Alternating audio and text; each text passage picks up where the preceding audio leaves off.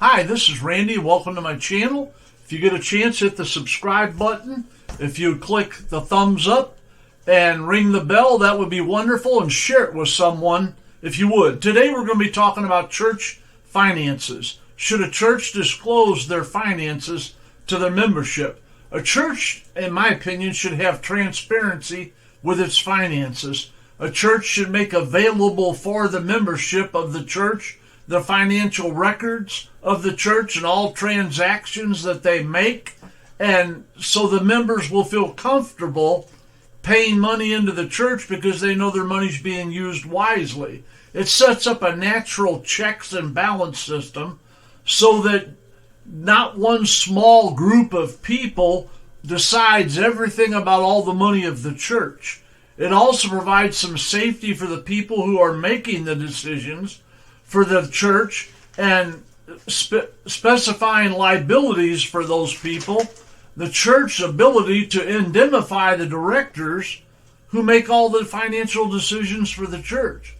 I've held in church every job you can think of other than choir director from the time I was 13. Cleaning the church. I was a janitor, Sunday school superintendent, Sunday school secretary, teacher, you name it. I won't go through it all, but I had all the jobs in the church. I've been a member of 3 church organizations.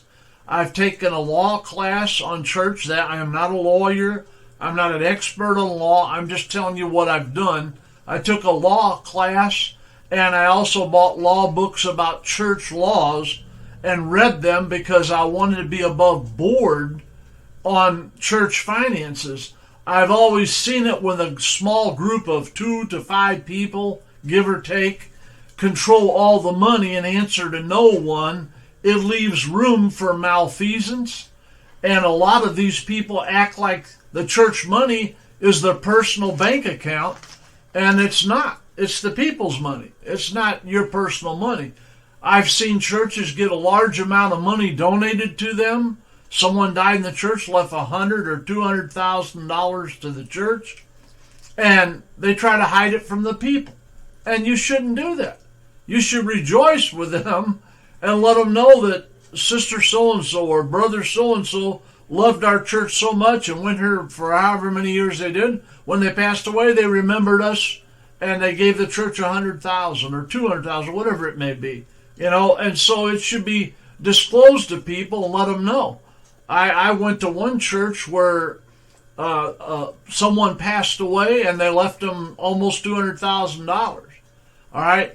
The church had a thing on their bulletin board out in the hall that showed each month how much money was coming in. And it also showed that roughly what the bills monthly are of the church. It didn't itemize them. It just said, this is how big the nut is we have to crack. And so this person passed away and left them money. Well, I was asked to come down there to talk to them about something. It had nothing to do with that.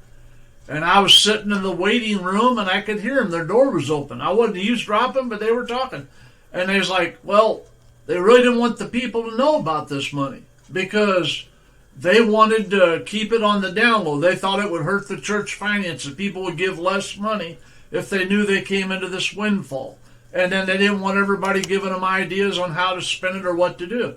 So they decided we'll take that sign down, and therefore we're not lying because we're not putting up what came in and what went out. It won't be up there, so we'll take it down. So they took it down so they could hang on to it. Churches shouldn't do that. All the finances donated to the church ought to be disclosed to the people. The people have a right to know. It's their church. All right, leaders need to be responsible and be above board. Now, when I had a church, I had them vote in a rule that I thought was good. My father used it, and I used it too. If anything over $1,500 has to be spent, then it has to come before the church board to be voted on and explain to them what we're trying to do.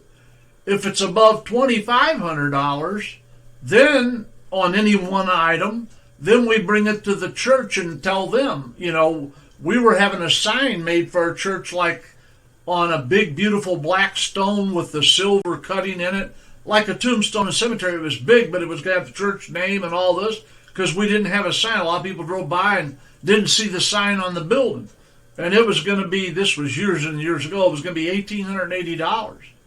Even though it didn't reach the threshold of $2,500, I still brought it before the people, because at that time we were going to recarpet and tile the church, and that was going to be over $2,500. So I just brought it up there, and everybody voted on it and knew what we were spending it on. A church, to me, the membership has a right to know where their money's going, how it's coming in, how it's going out, who gets paid what, because they give the church. People will give a lot easier if they know what's going on. Pretty soon the money, if you don't watch it, the money can disappear and you have nothing to show for it. So we need to realize that we need to give people access to the church finances. It gives the appearance that you have something to hide if you won't let them see the books. You won't tell them how much is coming in. You won't tell them where it's going. It looks like something's going on that isn't right. And most of the time, it is.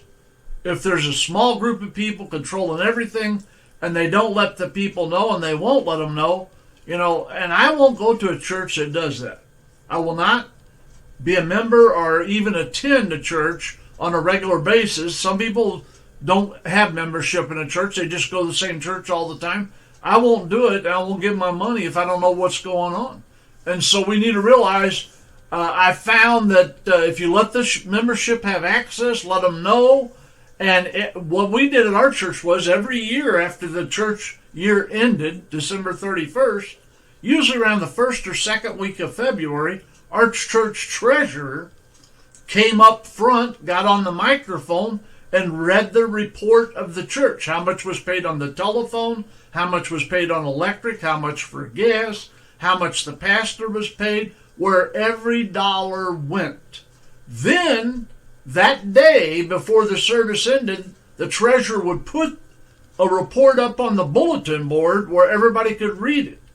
Now, we didn't make everybody a copy, but it said in bold print, we announced 2 or 3 times, if you want a copy of the finances, just tell the church secretary and she'll make you a copy. Because one year we made a bunch of copies for everybody, not everybody wanted one. Some of them left them behind and this and that. So I didn't, this sounds silly, but there's no need wasting paper and time for the church secretary if they don't want it. So we always read it, the treasurer read it, then we put it on the board where they could see it, and then if they wanted a copy, all they do is ask the secretary and they make a copy of the finances. We never had a problem with anybody. Money came in, we was able to do things because we disclosed the finances of the church. If you set financial visions for the church, if you get input from the membership of the church, it runs so much better and the members are more happier if they know what the church goals are, what the finances are, and what you're trying to do. All right? And so the last church I pastored full time, I never stopped. My dad taught me to always be doing something. As soon as we got the roof put on, then I had the lot sealed and had it painted, the stripes, where to park and all that. As soon as I got that done, then we went on and did curb and guttering for the whole block. The city paid half, we pay half, we got that done. Then I put in new carpet and a new tile in the back of the church. We expanded the platform and built it forward, painted the sanctuary. Then we bought a new furnace. Then we bought a new central air unit. As soon as we got something done, we were moving on to something else. Always doing something, but always bringing it up to the membership so they could see their money at work. And you're taking care of God's house, not letting it run down and letting it fall apart. You shouldn't do that. All churches should treat their members like they're part of the church family and that they're important, and the members need to know what goals the church is setting. And let me say this in closing, a church should disclose their finances to their membership, and there should be some kind of checks and balances, and the treasurer should not be related to the pastor. The church secretary should not be related to the pastor. They need to be independent people, and there should be some kind of board or directors that the people vote on so that you can understand that your church is above board and that we're letting everybody know what's going on. We all need to realize that we should answer for what we have, and we should disclose the finances of the church. Nothing should be hidden, because people have a right to know the church they're going to is above board and doing things right, and there's no malfeasance going on. I love you. God loves you. I thank you for your time, and I want you to subscribe and click like and share it with someone. We love you. Thank you for your time this time. Till next time, I'm signing off. God bless you. Love you all. Have a wonderful day.